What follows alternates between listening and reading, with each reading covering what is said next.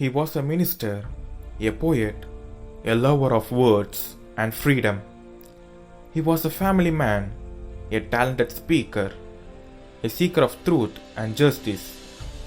He met every challenge, and by the time he went home to the Lord, he was already an American icon. He was Martin Luther King Jr., and this is story. He was born Michael Luther King Jr., that had his name changed to Martin Luther. Later in his life, his grandfather and father were pastors of the Ebenezer Baptist Church in Atlanta.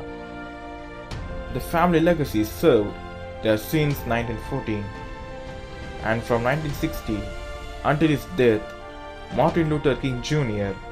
acted as a co-pastor alongside his father. Martin attended segregation public school in Georgia, graduating from high school at the age of 15.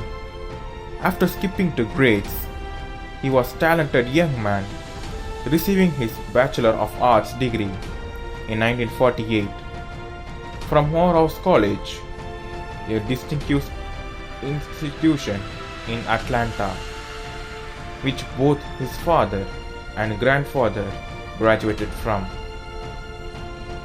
After 3 years of theological study at Crosser Theological Seminar, which he was elected as the president, and he was awarded Bachelor of Divinity in 1951.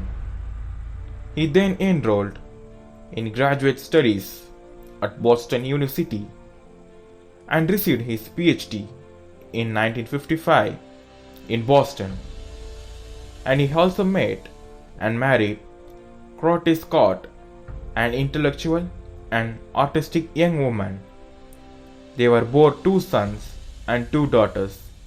In 1954, Martin Luther King became pastor of Dexter Avenue Baptist Church in Montgomery, Alabama. He was a strong advocate for civil rights in black community. He held a position in the executive committee of the NAACP, the leading civil rights advocate. At that time, a member, one of his tasks was to organize the first great civil rights protest ever to occur in United States. Contemporary history: this was a 382-day long bus boycott in Montgomery, Alabama. For the time, people of different races were not allowed to ride in the same section of the bus, and sometimes not even on the same buses at all. The boycott would prove to be quite effective, for on December 21st, 1956, the Supreme Court of the United States declared unconstitutional all the laws requiring segregation on buses. During this boycott, King was arrested. His home was bombed. He was subject to personal abuse. At that time, he emerged as a hero in the civil rights community. Martin Luther King Jr. is not just famous, however, for his speech, "I have a dream." What is most outstanding is he based his entire model for the non-violent movement on his experience as a Christian minister. He led massive protests that caught the attention of the entire world, all streaming for his belief that all men were created equal under God. Before a crowd of nearly 250,000 people, he made a proclamation, and that proclamation was that we should not judge by color of our skin, but rather by the content of our character. And his character was one of the greatest one that will be remembered in the history books. As a man beyond reproach, a man who received a Nobel Prize at the age of 35, a man who has given distinguished honors from leaders all over the world, a champion for the rights of those who have none would that were with us today.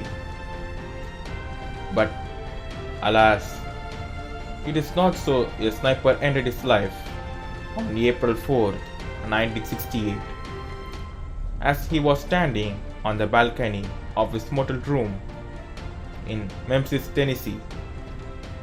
But though the man died, that day his legacy lives on. It lives on in the heart of those who are like-minded.